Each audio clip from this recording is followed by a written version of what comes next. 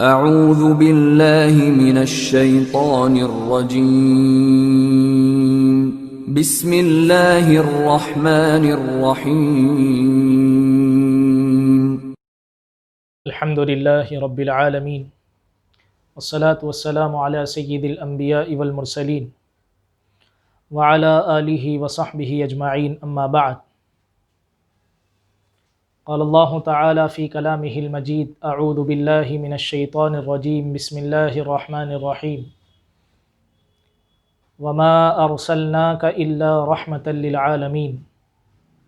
صدق اللہ العظیم۔ الحمدللہ ہمارے جو سیرت کے دروس چل رہے ہیں، جن میں جو ہمارا آخری سیشن تھا اور آخری جو ہماری کلاس تھی وہ حضرت سیدنا محمد رسول اللہ صلی اللہ علیہ وسلم کی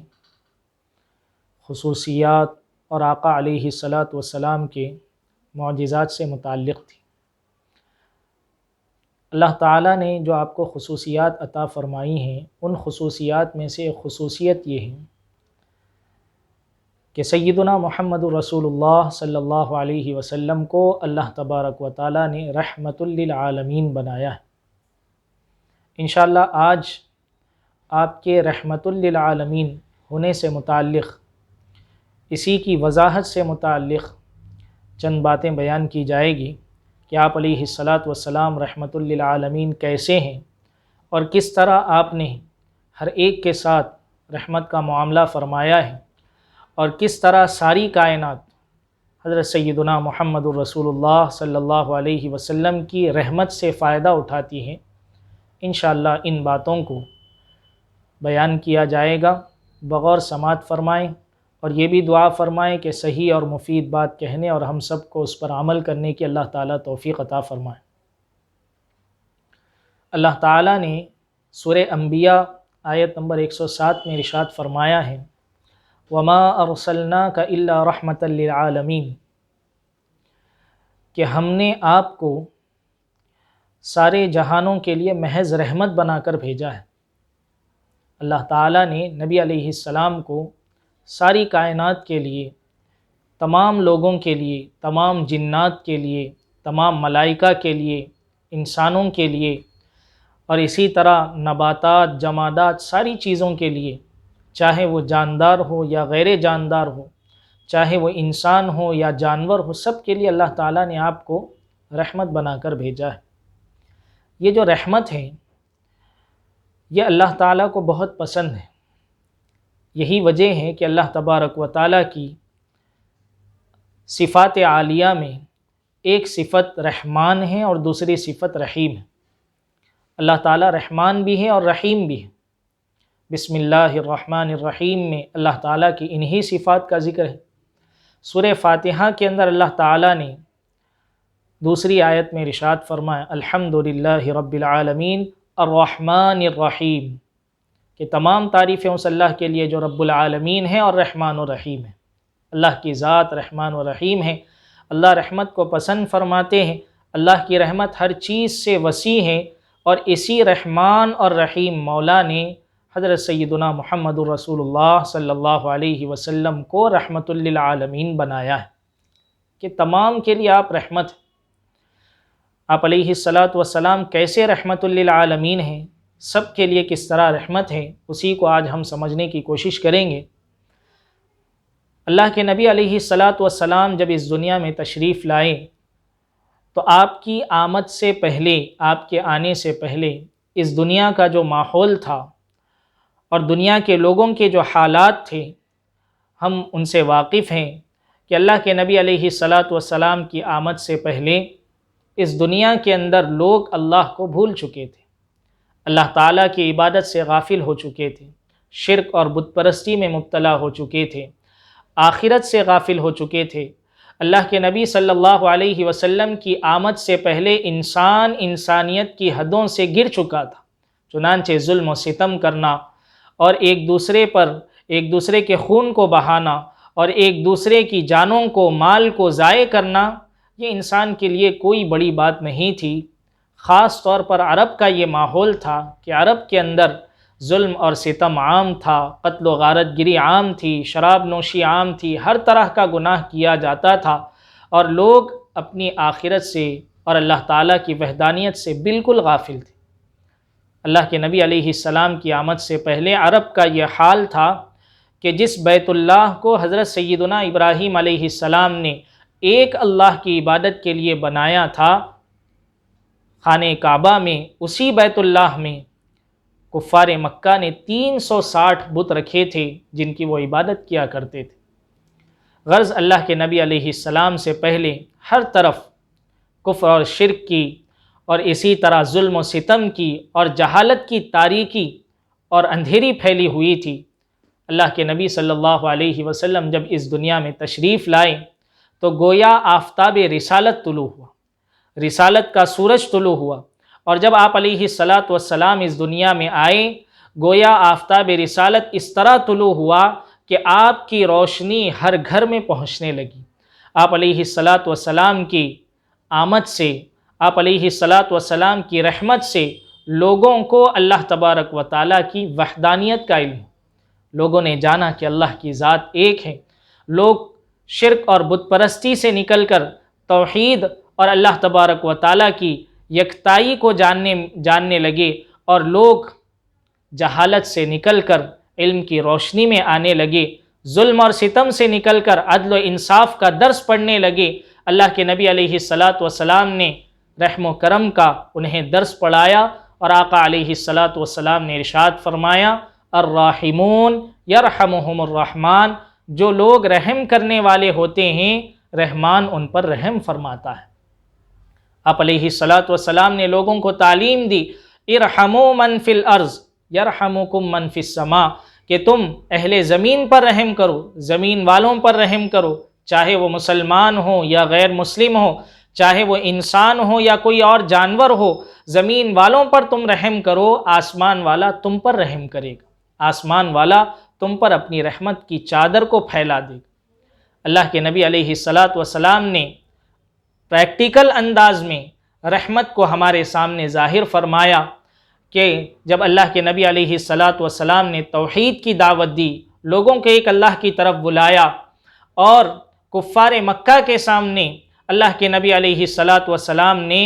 ایک اللہ کی عبادت کی دعوت دی، تو کفار مکہ آپ کے جانی دشمن بن گئے، اور ہر طرح کا ظلم آپ پر کیا گیا، آپ کو برا بھلا کہا گیا، آپ کے راستے میں کانٹے بچھائے گئے، آپ پر کچرا ڈالا گیا، اور نماز پڑھنے کی حالت میں پیارے نبی صلی اللہ علیہ وسلم کی مبارک گردن پر گندگی اور نجاست کو لا کر رکھ دیا جاتا۔ اللہ کے نبی صلی اللہ علیہ وسلم کے صحابہ کو آپ کے سامنے مارا اور پیٹا جاتا، اور طائف کی گلیوں کے اندر اللہ کے نبی علیہ السلام کو اس قدر آپ پر پتھر برسائے گئے کہ آپ کا پورا بدن لہو لہان ہو گیا، اور خون آپ علیہ السلام کے بدن سے بہنے لگا۔ اللہ کے نبی علیہ السلام کے احد کے میدان میں آپ کے دانتوں کو، دندان مبارک کو شہید کر دیا گیا۔ آپ کے چچا حضرت سیدنا حمزہ رضی اللہ عنہ کو بڑی بے دردی کے ساتھ شہید کیا گیا، اور پھر شہادت کے بعد ان کے بدن کے ٹکڑے ٹکڑے کر دیے گئے۔ اللہ کے نبی علیہ السلام ہر ایک ظلم کو سہتے، اور کبھی فرشتہ آ کر آپ سے کہتا کہ اللہ کے نبی آپ درخواست، آپ حکم فرمائیے۔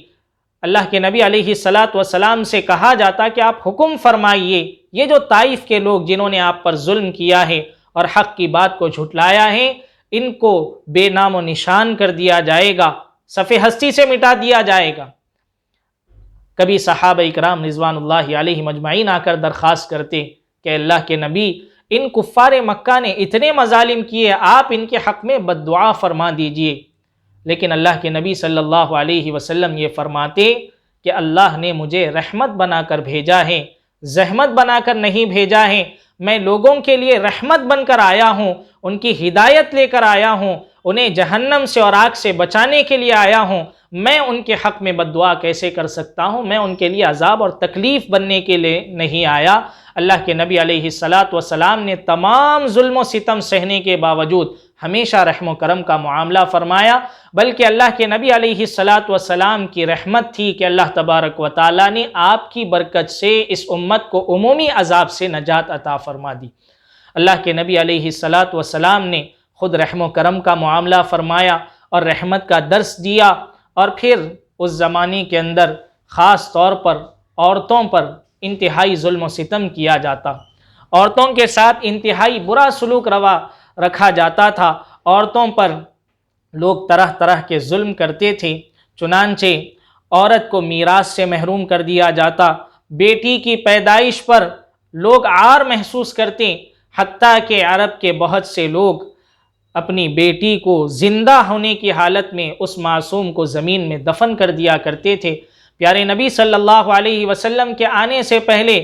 عورت کو میراث میں تقسیم کر دیا جاتا تھا۔ اللہ کے نبی علیہ الصلاۃ والسلام کی آمد سے پہلے عورت کی معاشرے کے اندر کوئی حیثیت نہیں تھی، لیکن اللہ کے نبی صلی اللہ علیہ وسلم کی آمد سے اللہ تعالیٰ نے عورت کو اس کا حقیقی مقام عطا فرمایا۔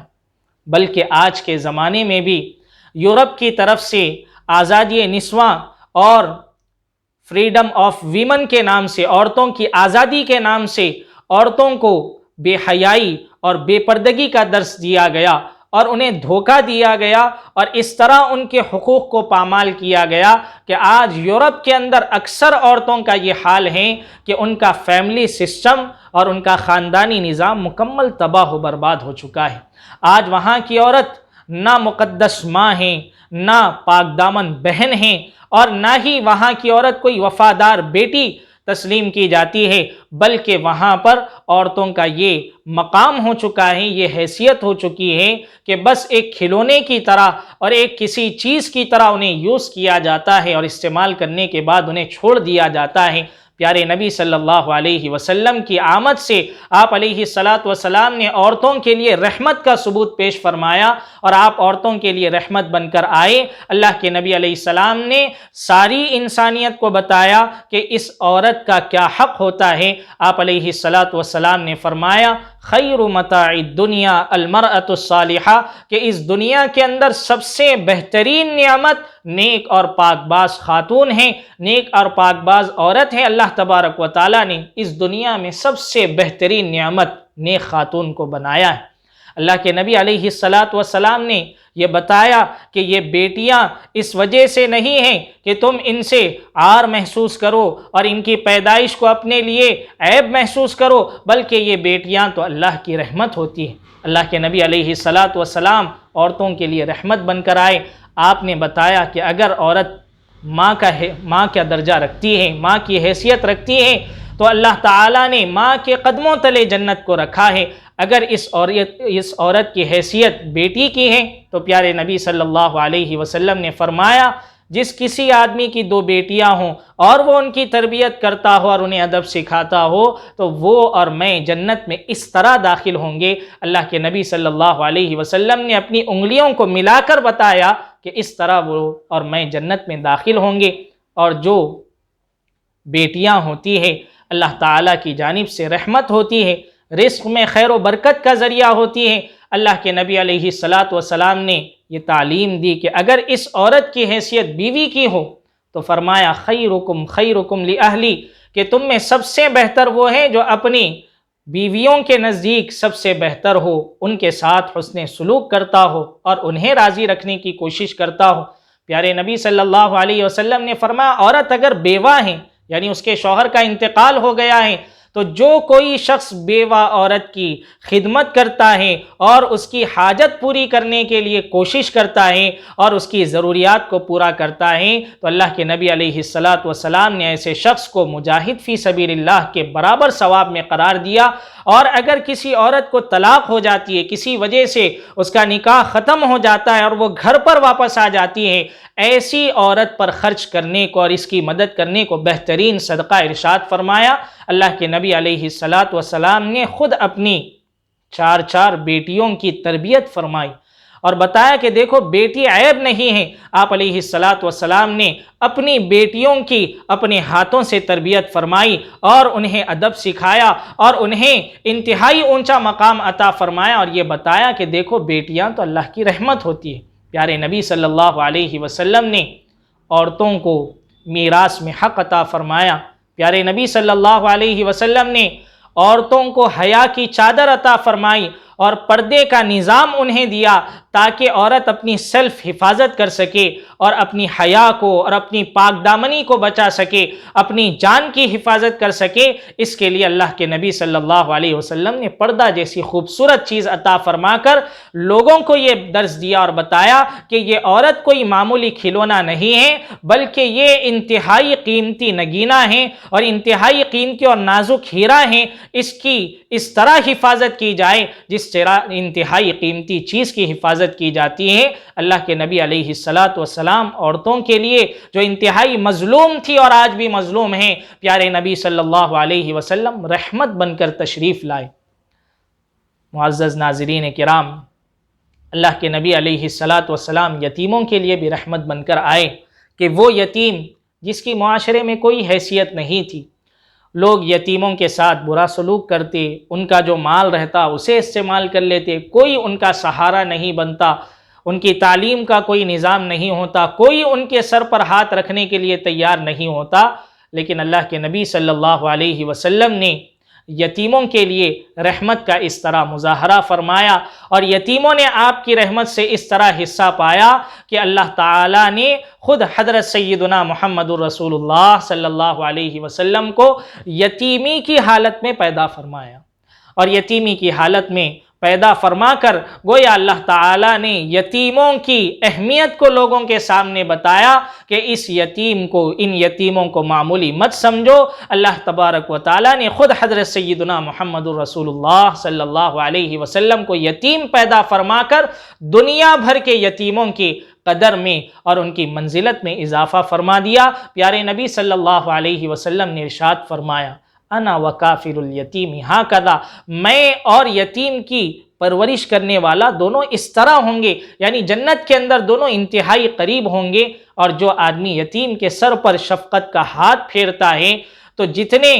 بالوں پر سے اس کا ہاتھ گزرتا ہے اتنے بالوں کے برابر اسے نیکیاں عطا کی جاتی ہے۔ جس گھر کے اندر یتیم ہوتا ہے، پیارے نبی صلی اللہ علیہ وسلم فرماتے ہیں کہ سب سے بہترین گھر وہ ہیں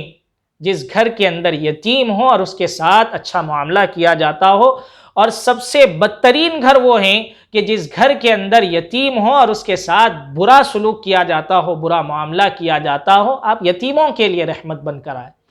پیارے نبی صلی اللہ علیہ وسلم غلاموں کے لیے بھی رحمت بن کر آئے۔ اس زمانے میں غلامی کا رواج تھا، چنانچہ غلاموں کے ساتھ جانوروں جیسا معاملہ کیا جاتا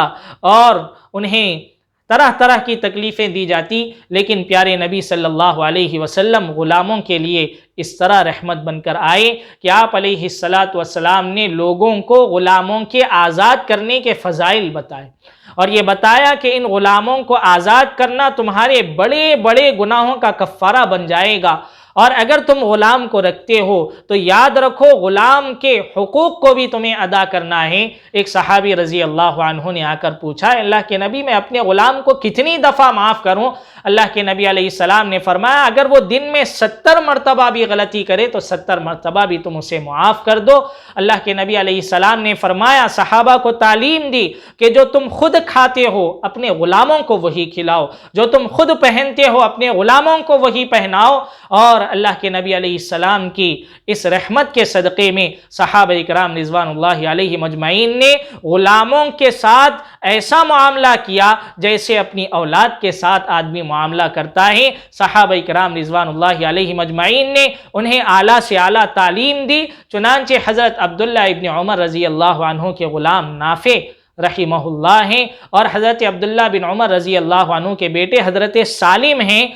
حضرت عبداللہ ابن عمر رضی اللہ عنہ نے اپنے غلام کو بھی اور اپنے فرزند کو بھی ایسی تعلیم عطا فرمائی اور حدیث کی ایسی تعلیم دی کہ دونوں جس طرح بیٹے مدینے کے سب سے بڑے محدث شمار کیے جاتے تھے، اس طرح حضرت نافع بھی مدینے کے انتہائی بڑے محدث شمار کیے جاتے تھے۔ گویا بیٹے کو جس طرح آپ نے علم کی روشنی عطا فرمائی، غلام کو بھی مدنی آقا صلی اللہ علیہ وسلم کی تعلیمات کے صدقے میں، آپ علیہ السلام کی رحمت کے صدقے میں صحابہ کرام رضوان اللہ علیہ مجمعین اولاد کی طرح ان کے ساتھ معاملہ فرماتے تھے۔ اللہ کے نبی صلی اللہ علیہ وسلم مزدوروں کے لیے بھی رحمت بن کر آئے۔ پیارے نبی صلی اللہ علیہ وسلم نے فرمایا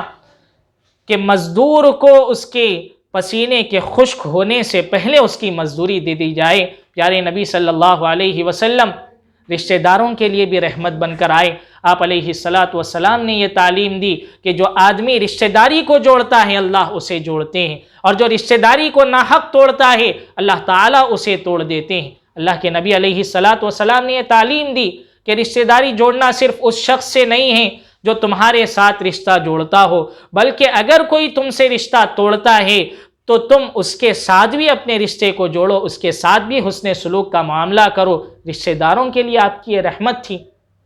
اللہ کے نبی صلی اللہ علیہ وسلم چھوٹوں اور بڑوں کے لیے بھی رحمت بن کر آئے۔ آپ نے یہ تعلیم دی کہ من لم یرحم صغیرنا ولم یوقر کبیرنا فلیس منا، کہ جو آدمی ہمارے چھوٹوں پر رحم نہ کرے، ہمارے بڑوں کا ادب و احترام نہ کرے، وہ ہم میں سے نہیں۔ پیارے نبی صلی اللہ علیہ وسلم مہمانوں کے لیے بھی رحمت بن کر آئے۔ آپ نے فرمایا کہ جو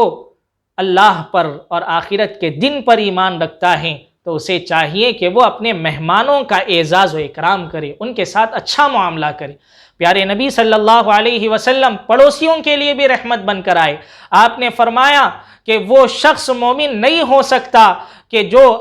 جس کا پڑوسی اس کی تکلیفوں سے اور اس کی ایذاؤں سے محفوظ نہ رہے، یعنی آدمی کو چاہیے کہ پڑوسی کے ساتھ اچھا معاملہ کرے اور اس کے حقوق کو ادا کرے۔ پیارے نبی صلی اللہ علیہ وسلم جس طرح پڑوسیوں کے لیے، مہمانوں کے لیے اور مزدوروں کے لیے رحمت بن کر آئے، اسی طرح اللہ کے نبی صلی اللہ علیہ وسلم بھوکے پیاسوں کے لیے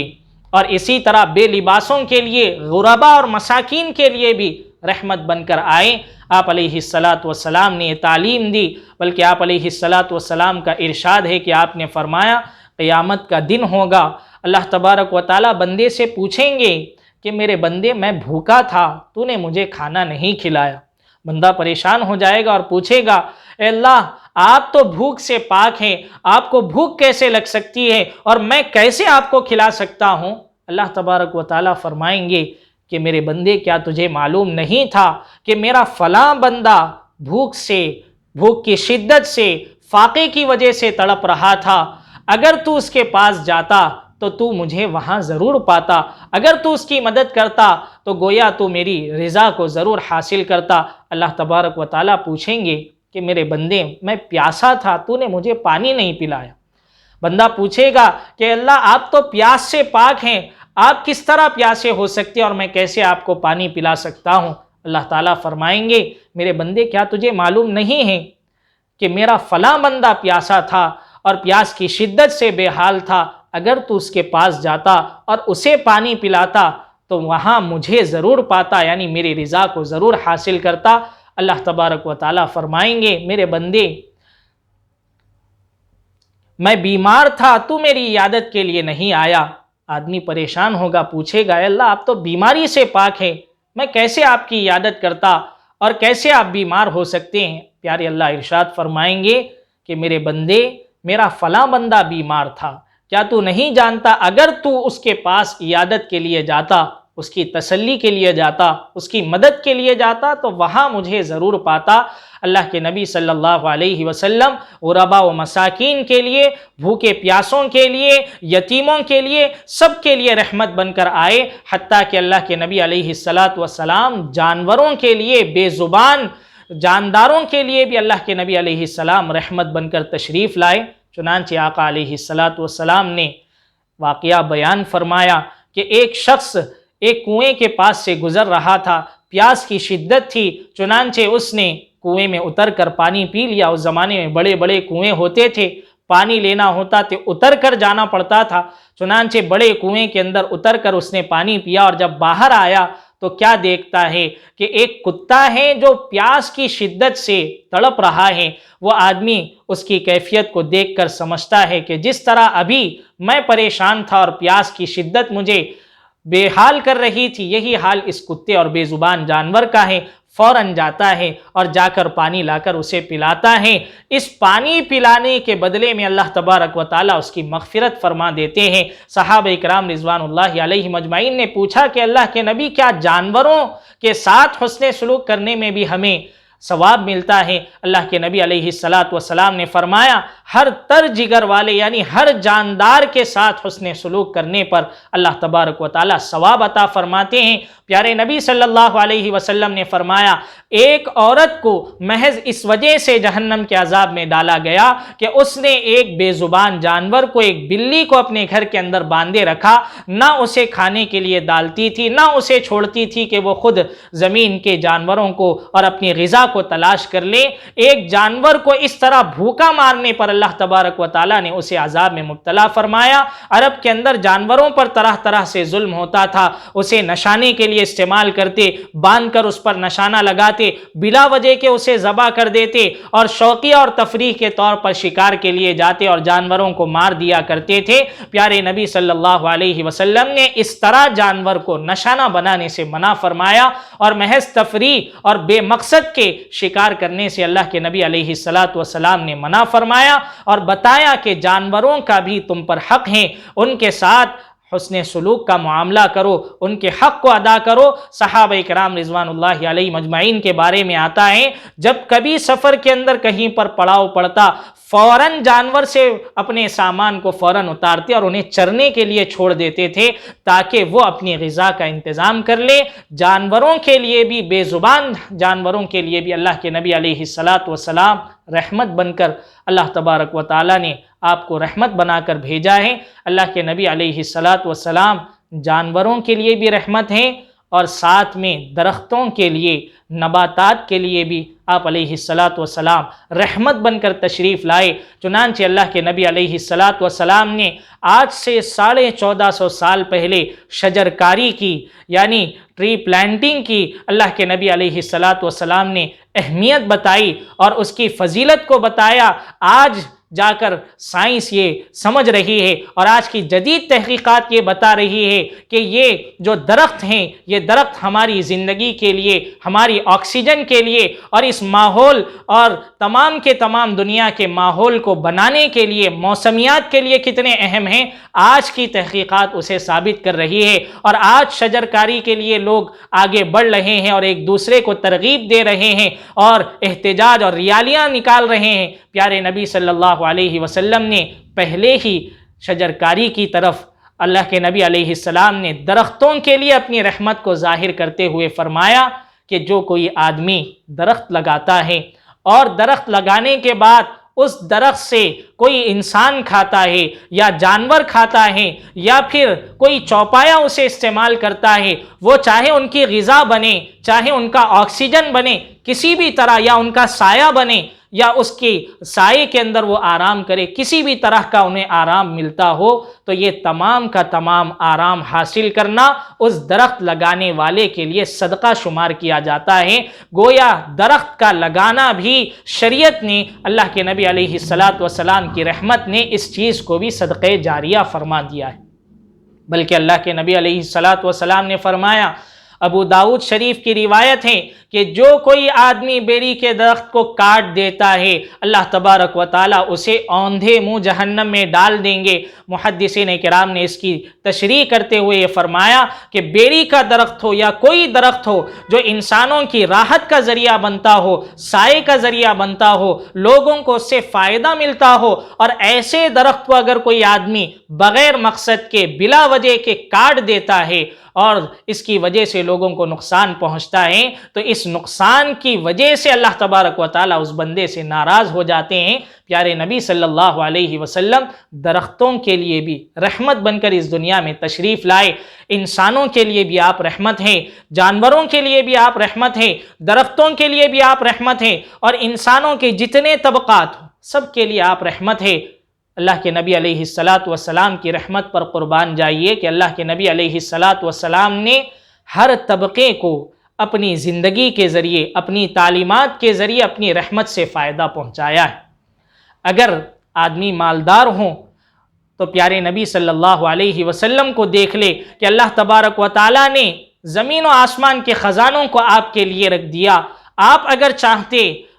تو احد پہاڑ بھی سونے میں تبدیل کر دیا جا سکتا تھا۔ آپ کے پاس مال غنیمت میں بہت سی دفعہ مال آیا، پیارے نبی صلی اللہ علیہ وسلم بہت سی دفعہ مال کثیر کے مالک بنے۔ اگر آدمی مالدار ہیں تو اس مالدار کو دیکھے جو مکے کے اندر اور مدینے کے اندر اللہ تبارک و تعالیٰ کے مال کو تقسیم کر رہا ہے۔ اگر آدمی غریب ہیں تو مدینے کے